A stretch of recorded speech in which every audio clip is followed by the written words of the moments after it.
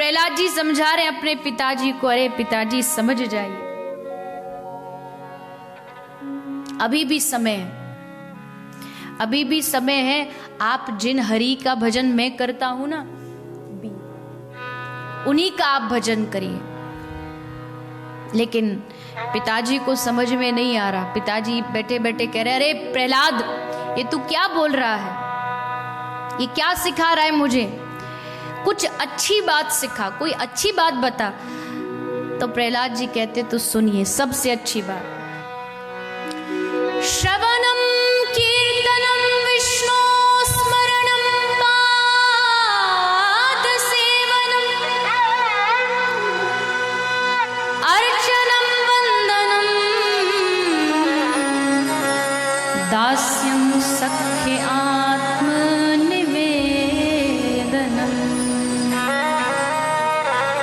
नवदा भक्ति का वर्णन श्री प्रहलाद जी पिताजी को कर रहे। पिताजी, मैं तो एक ही बात कह सकता हूं, श्वास श्वास पर नाम भज, वृथा श्वास जन खो। हर श्वास पर मेरे हरि का नाम लेके देखो। पिताजी ने अपने दुश्मन की इतनी बड़ाई पहली बार सुनी, उसके मुख पर इतनी प्रशंसा करना आज तक किसी की हिम्मत नहीं। और आज ये छोटा सा बालक देखो, उस हरि की इतनी प्रशंसा कर रहा है। उठाया गोदी में से, पटक दिया जमीन पर, द्वारपालों से कहा, लेके जाओ इस मूर्ख को, इसको ऊपर पर्वत से गिरा दो, इसको भी पता चले इसका पिता कौन है। अब भी समय है, अब भी उस हरि का नाम छोड़ दे। प्रहलाद जी कहते, अरे पिताजी, हरि का नाम कोई छोड़ने योग्य थोड़ी है। जो इसकी कीमत को समझ जाए, किसी का एक चांदी का सिक्का कीचड़ में गिर जाए तो क्या वहीं छोड़ के चले जाएंगे उसको? अरे कि आप सिक्का छोड़ो, एक नोट पानी में धुल भी जाता है ना कई बार गलती से, तो उसको भी पूरा साफ करेंगे, धोएंगे, सुखाएंगे, उसको पूरा अच्छा करेंगे। क्यों? क्योंकि उसकी वैल्यू पता है। जिस दिन कृष्ण नाम की, हरि नाम की हमको वैल्यू पता लग गई कि उस नाम में क्या शक्ति है, तो सारा जग भी छूट जाए लेकिन कृष्ण नाम कभी छूटेगा नहीं। अरे पिताजी, ये नाम कोई छोड़ने योग्य थोड़ी है। नहीं मानेगा तू? बोले बिल्कुल नहीं। भेज दिया दूतों को, जाकर के पहाड़ से ऊपर से गिरा रहे हैं। उस समय भी हाथ जोड़ के हे हरि हे हरि हे हरि कहते कहते प्रहलाद जी पृथ्वी पर आए। उससे पहले भक्त वत्सल भगवान प्रकट हो करके प्रहलाद को अपनी गोदी में उठाए। बोलिए भक्त वत्सल भगवान की जय। अब पिताजी ने सोचा, गया मतलब दुश्मन मारा गया। उसने अपने वहां पे एक पार्टी शुरू कर दी, थोड़ा नाचना, नृत्य, वारंगना आदि बुलाई। सब नाच रहे हैं, मदरा का पान कर रहे हैं, खुश हो रहे हैं। प्रहलाद मर गया मर गया।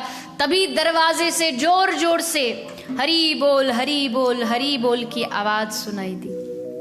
इधर उधर देखा तो सामने से प्रहलाद आ रहा है। दूतों से पूछा, मूर्खो, तुमसे कहा था इसे मारो, तुमने मारा नहीं?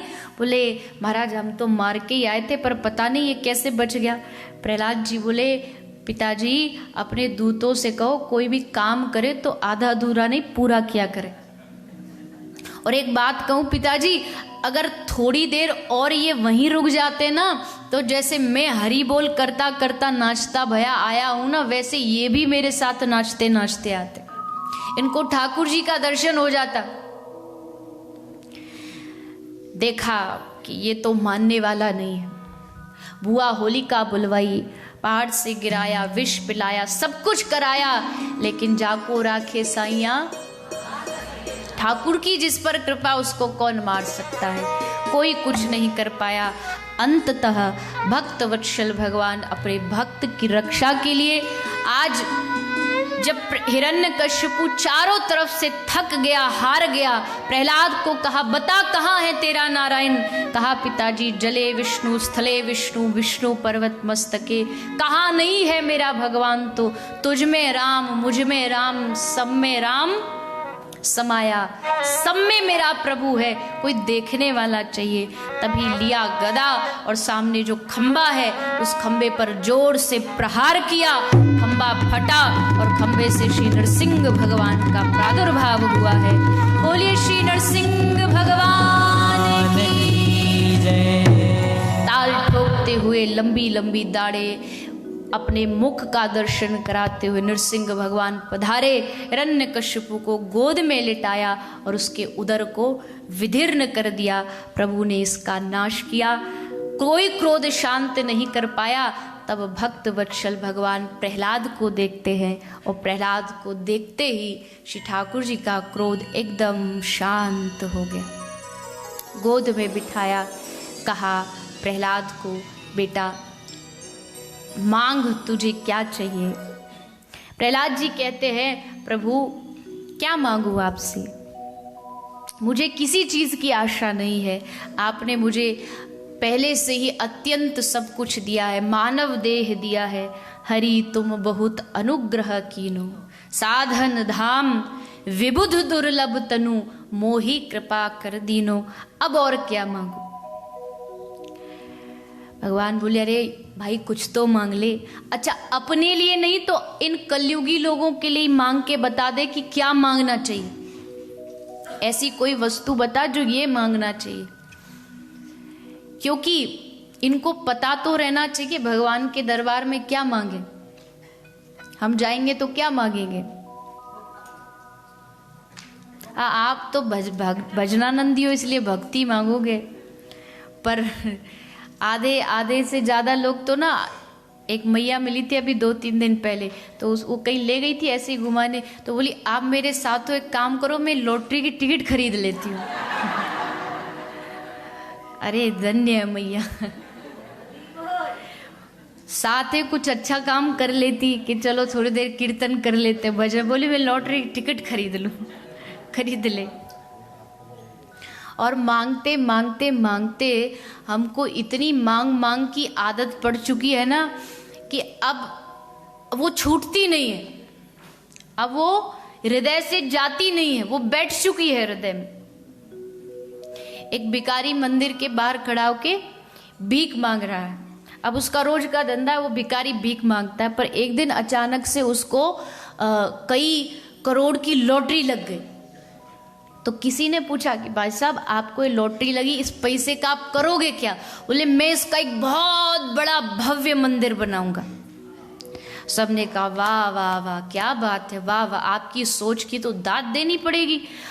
कोई कहता हम पैसा इसलिए पैसा या घर बनाएंगे बंगला बनाए, आप मंदिर बना रहे हो बड़ी अच्छी बात है। पर मंदिर आप ये बताइए कि उस मंदिर में आप करोगे क्या, क्या मूर्ति रखोगे, क्या ट्रस्ट बनाओगे। तो बोले कुछ नहीं, वो क्या है ना, अब यहाँ मैं भीख मांगता था तो 10-15 और भी भिखारी बैठते थे, उनके साथ बैठना पड़ता था। अब मंदिर बनाऊंगा, अकेला बैठ के भीख मांगूंगा, किसी को अपने मंदिर में घुसने ही नहीं दूंगा। हद है प्रभु। पर आदत पड़ चुकी है, मांगने का एक आदत बन चुकी है। लेकिन बाबा तुलसीदास जी कह रहे मांगे तो क्या मांगे।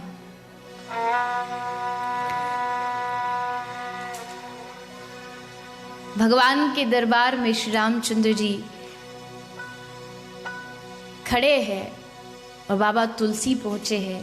राम जी ने कहा बेटा मांग तुझे क्या चाहिए। तुलसी मैं तुझ पे बड़ा प्रसन्न हूं। पहला ही शब्द बाबा तुलसी ने कहा, चहो ना सुगति सुमति संपत्ति कछु। पहली लाइन में ही जिस चीज के लिए हम दिन भर भागते हैं, मांगते मांगते, वही सबसे पहले उसी पे कट लगा है। चहो ना सुगति, सुगति मतलब अच्छी गति, मतलब मोक्ष उद्धार, अच्छी गति नहीं चाहिए। चहो ना सुगति सुमति, सुमति भी नहीं चाहिए। एक बार भावे जी, विनोबा भावे जी जानते हैं आप, बड़े गीता के रामायण के बड़े प्रेमी थे। तो उनको किसी ने कहा कि बाबा तुलसी ने सुमति क्यों नहीं मांगी। सुमति तो सब मांगते हैं, लेकिन बाबा ने सुमति भी नहीं मांगी। तो भावे जी ने बड़ा सुंदर उत्तर दिया, कहते अगर सुंदर मति मांग लेते ना तो सही और गलत का निर्णय करना उसके खुद पर निर्भर हो जाता। You have to decide yourself कि सही क्या है और गलत क्या है। लेकिन जब कह दिया कि हमें अच्छी मति चाहिए ही नहीं, तू जाने तेरा काम जाने, तो अब सब कुछ उसके हाथ में, अब जो करे सो तू कर। तो चहो ना सुगति सुमति संपत्ति कछु, संपत्ति तो चाहिए ही नहीं, नहीं चाहिए पक्का है ही नहीं।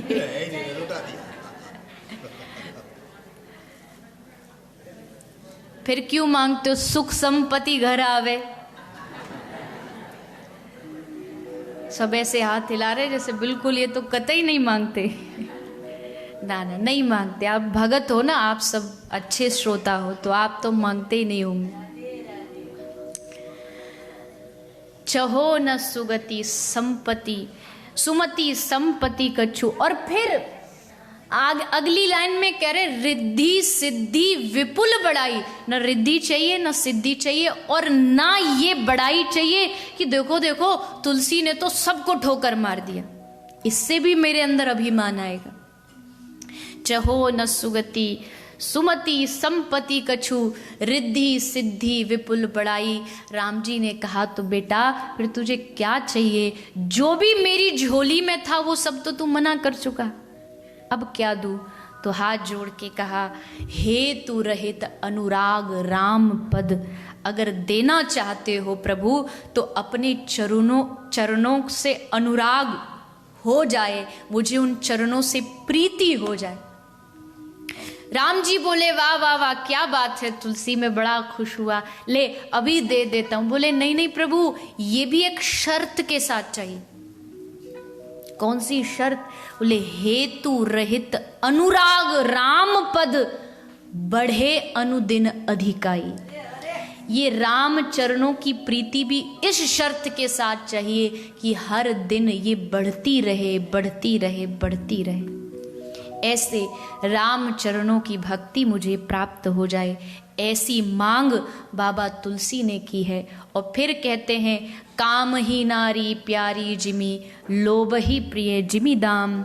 जिस प्रकार धन मिलने से पहले एक कामी स्त्री की प्राप्ति होने से पहले कामी को जैसे नारी प्रिय होती है, और धन मिलने के बाद जैसे लोभी को धन प्रिय होता है, प्रभु वैसे ही मुझे आपके और आपके नाम से प्रीति हो जाए, ऐसा वरदान दीजिए।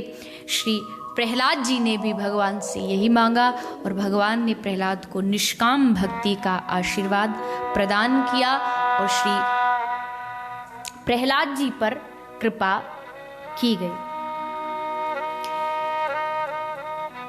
इस प्रकार श्री सुखदेव गोस्वामी जी के द्वारा राजा परीक्षित को प्रहलाद जी की कथा को श्रवण पान कराया गया।